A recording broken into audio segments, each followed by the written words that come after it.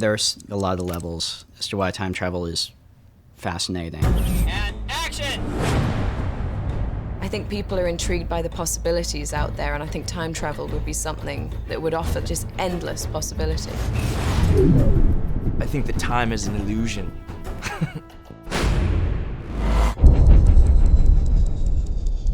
I'm Brian Clegg, and I'm a science writer. My background's in physics, and I've written a book called How to Build a Time Machine.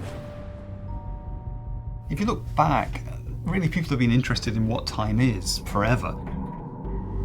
People have thought, what would happen if I could move into the past, move into the future? What would things be like?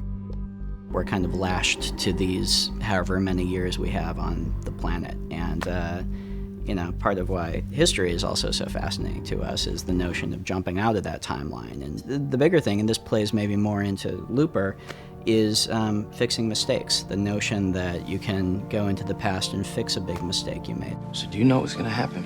You done all this already, as me? I know two things. I know what's happening in my head, and I know that you're still gonna meet her. Oh.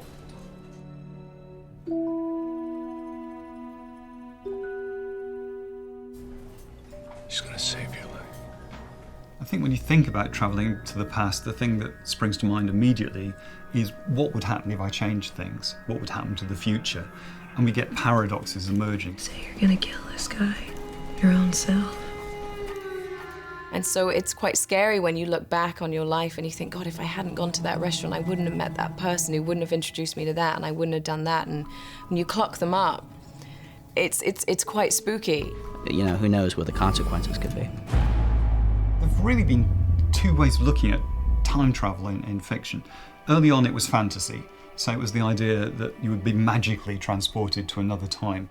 I think the best known one is Mark Twain's Connecticut Yankee in The Court of King Arthur, where he gets a knock on the head and that transports him somehow magically into the past. But it was H.G. Wells who transformed that and took a scientific view and said, maybe time is just another dimension, something we can move backwards and forwards in, just as we can move in the space dimension. And he'd be proven right in just maybe about 10 years' time or so, when Einstein started to come out with his theories. Einstein managed to link time and space through relativity. What he tells us is that if you move quickly, then time slows down for you. And effectively, that's a way of travelling into the future. Travelling into the past really takes remarkable technology. This time travel crap fries your brain like an egg. People have thought that time travel just couldn't be possible because nobody's ever seen any visitors from the future. But in fact, there's nothing in the laws of physics that says it isn't possible. The time machine is projecting you into the past, down this 30-year corridor. You can't dial it up or down. So basically it's going to send you exactly 30 years, 3 months, 2 days, 8 hours, and 5 seconds back. And as it's kind of like a sliding thing, so as time keeps going, the point at which you're going to be sent back to keeps sliding forward also. There's a very interesting parallel between the time machine in Looper and the way a time machine based on a wormhole would work. A wormhole enables us basically to link one point in space and time and another. It's like a bridge and enables you to travel through. And just like in Looper, when you appear at the other end, you're effectively appearing out of nowhere. There would be no way to go back. You're trapped in the past. Bruce is the older version of this man, and I'm the younger version of this man. It's really a strange thing to see someone that looks like a young version of yourself. If you time travel, then there's a possibility you may run into yourself. And people have thought a lot about will the two people somehow destroy each other, implode in some way. In fact, as you go into the past, this is a different person. It's even physically different. He's on a run. In the movie, when time travel's invented, it's almost immediately made illegal. It's incredibly dangerous and they shouldn't be messing with it. Like cloning of human beings or use of nuclear devices by terrorists. The government is basically just going to say, no, this isn't a good idea. And it's kind of been driven underground, and the only people who use it are these mobs. Time travel is messy.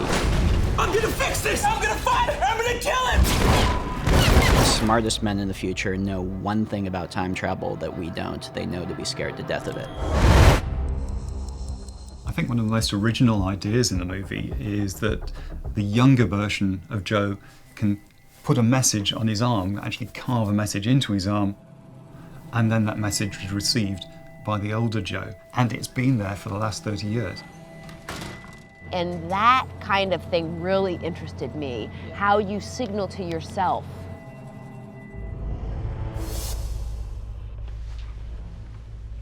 Must hurt. Wasn't sure you'd remember her. Yeah, I put it together. Pour vous.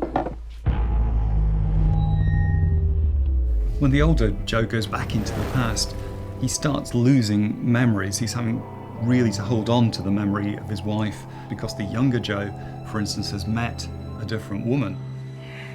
And so he's in this rather desperate position of trying to gain that life back.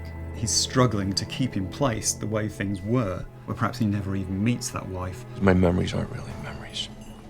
They're just one possible eventuality now, and it hurts.